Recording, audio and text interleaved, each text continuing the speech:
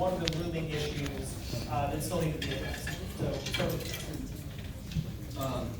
Thank you for the question. So you're right. In addition to being the deputy staff director and general counsel, I also am the staff director for the subcommittee on oversight investigations. Okay. All right. So in addition to being the general counsel and deputy staff director for the full committee, I'm also the subcommittee staff director for oversight investigations. And Peter is my counterpart on that. And so next week we're going to be having a joint hearing with the health subcommittee, and we're going to look at the network sufficiency. I think that one of the issues that we're interested in looking at, that we're hearing about from members, is how are these contracts being set up, and are we getting the providers in the places we need? We have a lot of members on our side of the aisle that live in some rural and if not remote areas, and so it's important to them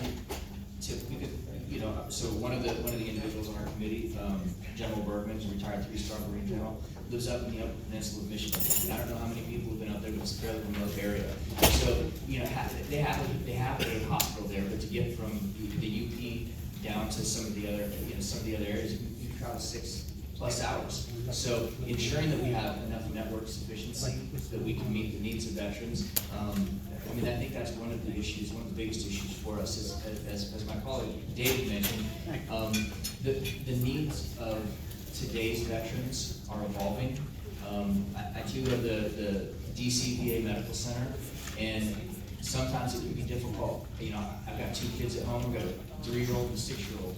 And to drive there can be a little bit more difficult. So being able to go use other facilities a little bit closer to home, or like Fort Belvoir, those are the things that we need to look at and to recognize some of those realities. And so from our standpoint, on the Mission Act, we want to make sure that we are implementing it correctly and that we are getting the network sufficiency we need. Because if we don't have that, then it's not going to be working. And the other thing, and kind of on the back end of it, is that we need to make sure that providers are getting paid when they do see veterans, because what we saw in the past, we saw providers that weren't getting paid, and when the problems with the VA billing, then they were declining to participate even further, which doesn't provide the services that Congress intended. So just stringent oversight on those 2 things, I think, are on the healthcare side the two big aspects for us.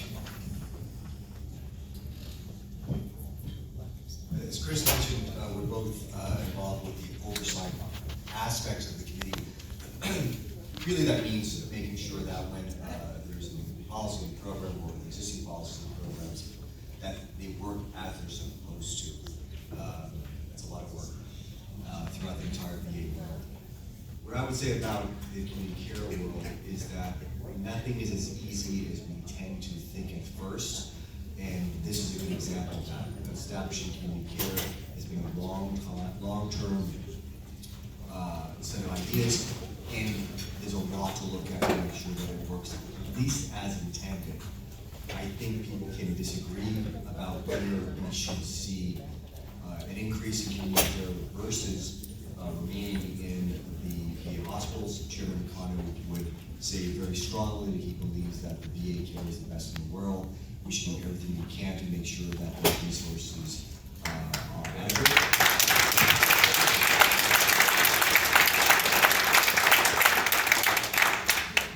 Community care is not new to the VA. It's been around for a while. The question is how to do it in the correct way. One example of the challenges, actually 2. Something as simple as payments to providers. It sounds simple, right? Provider in the community, provide a service to a veteran, a podiatrist, for example, and then the check is cut. That is not going as well as one would expect. Simple as that. There's a lot to be done there. The bigger issues, the bigger questions, those can be worked out, and hopefully will be. I want to make sure that physicians, nurses, all the rest are paid in the community. But how do we ensure that there's good, strong coordination of care? If I go to the VA, get my care, there should be some kind of coordination of care, but then I'm still going to a series of providers in the community who make sure that all of that is working as should be, coordination of care. That has not been fully worked out. That's tough. It's a challenge. That's one of the many challenges we see.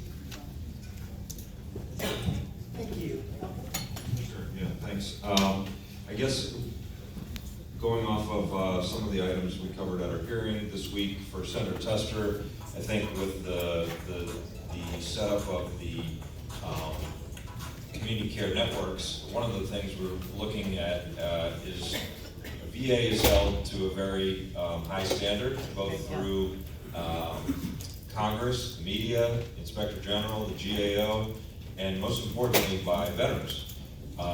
And I think there's a common belief that those same standards of if there are occasions where a veteran's going to be using this network, the providers they go to need to be of high quality.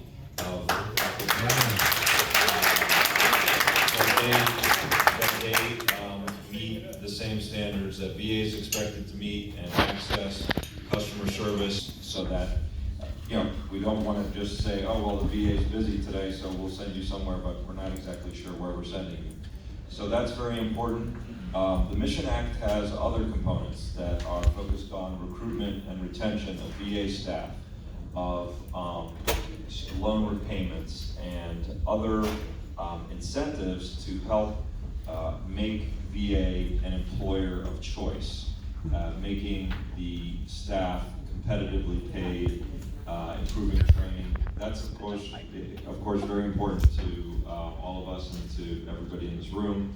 And then I'd also say part of the Mission Act, as we talk about, there's in Montana, in the Upper Peninsula, and Michigan and other areas, there is a long drive time to certain VA facilities. So in some areas, VA needs to maintain, as it looks at the infrastructure profile, where's a new location that needs a CBOC? Where's a new vet center that's needed? What we commonly hear from senators and congresswomen from both parties is when you open a CBOC or a vet center, the VA demographics folks will estimate, we think we're going to have about 1,000 people that are going to come to this facility, and this facility can kind of reach its potential over a five-year period. Then they go back a year later and say, you know what? There are about 3,000 patients that are here, and we need more space. Or if you're at the vet center, the counselors are saying, you know what? We're pretty popular. We've got all of our counseling sessions are booked. And so I think that's telling us something, and we can't place a CBOC every block of America.